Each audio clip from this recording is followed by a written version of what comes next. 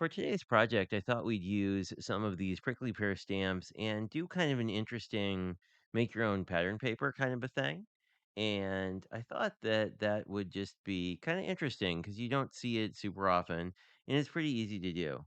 So to start with, I cut out a few little pieces of ephemera. Um, so this is from Pumpkins 2.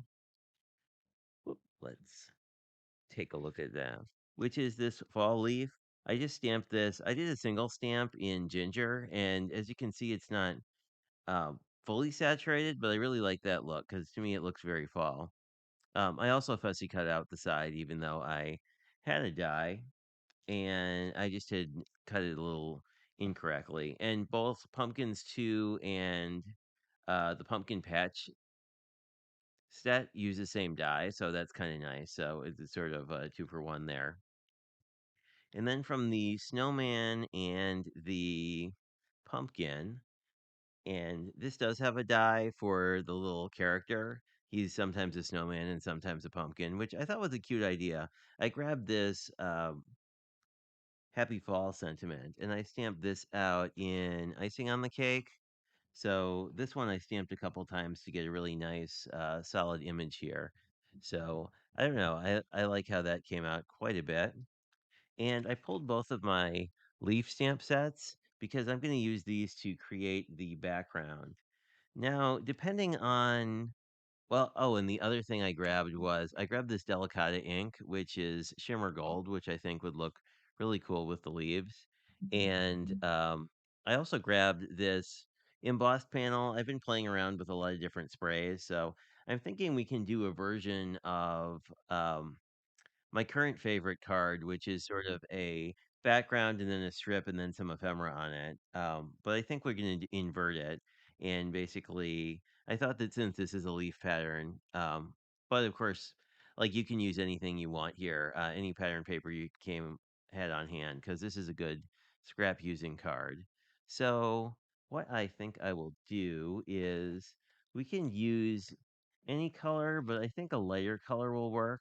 Sort of within the same color palette, I have a yellow that I think will work really well for this, and that is this. So I'm just going to cut a standard panel. So what we want to basically do here is, I think I'm going to stick with this stamp set because I have it out, but you can pick whatever sort of pattern you want.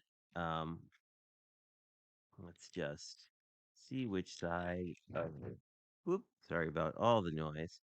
So what I'm going to basically do is just sort of probably take a large number of these and just sort of do some kind of cluster and then just sort of repeat that a bunch of times.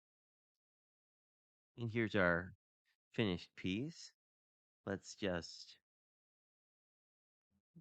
we'll get these out of the way since I think we are pretty much done stamping. That is the brown color I was hoping for after a slight struggle. The nice thing about these is they do come with coordinating envelopes, but uh, and this is how it would mat.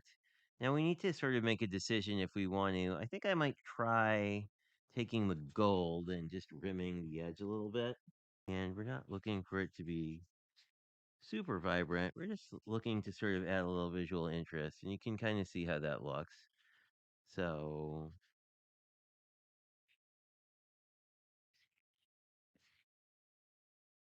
this Reflections cardstock is also kind of light, so you want to be like a little bit of light-handed, I would say.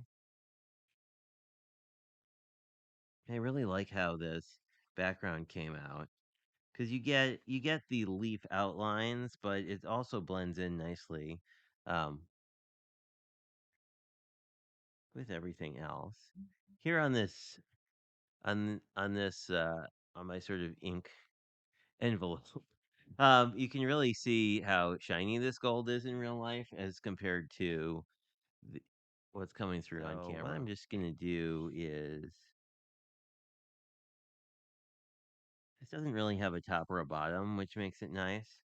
And I don't actually think we need this extra piece. What I've typically been doing is just sort of using this as sort of a midpoint. Now, let's see what this would look like. So without it, we'd kind of have this, and then we could use sort of this empty spot here. I think we could just pop up the pumpkin a little. Like we could sort of pop up both of these. I think another element will be nice. So, but I think I'm going to go with a thinner strip. I think this will look really nice with the background. Okay, so the one thing about these embossed sheets is that um, they definitely need to be glued down. I made that mistake on a couple cards.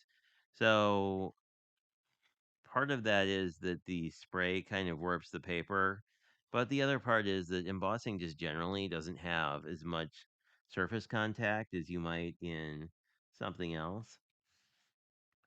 And you can squeegee this down with your hands, or you can use really, you can use almost anything. I really like Cricut makes these squeegees, and they're really nice if you use not the scrapey side, but sort of I don't know, the convex side of these. The one thing about this technique is it's not water safe, just FYI, because I kind of made a few oopsies over this. I think we can just sort of mat this, and I actually like this because the pumpkin will really stand out against the mica background, and the gold around the edge really kind of helps with this as well. And I think I will pop this up a little bit because I'd like a little bit of dimension. One thing you should be aware of if you're mailing things is that the foam dimension will add a lot of depth to your project, which may or may not be great from a postal service standpoint. I think we want just one more piece on the edge here. Just because you need to, oops, that's a little much. Hand cancel anything that is, I think it's over a quarter inch thick. So depending on how you deliver your cards, and if you deliver your cards, I mean, some people may say it's things more for their own collection. Certainly, whenever I do shaker cards, I feel like those are either like hand deliverable or something I would need to put inside another piece of packaging. But anyway, now we definitely put this on upside down, but that's okay. You will get the idea, and then let me know if you want me to show you how to fix the particular problem we have just created. But basically, all you do is you cut at the fold of the card, and then you just attach it onto a new card base. So if you ever do this sort of an oopsie where you make the card that opens the wrong way around, it's super easy to fix. But if it's something you're interested in, leave me a comment because I know I feel like when I was a beginner card maker, I always ran into stuff like that, and I just wound up throwing away a bunch of cards that there was really no reason to toss. But anyway, this is my project for you. And I really like how this came out. It's sort of subtle, but the gold definitely sort of eh, both on the around the edge and here. I like how the leaves are sort of mirrored in the two things. And then you also see the leaves in the happy fall sentiment.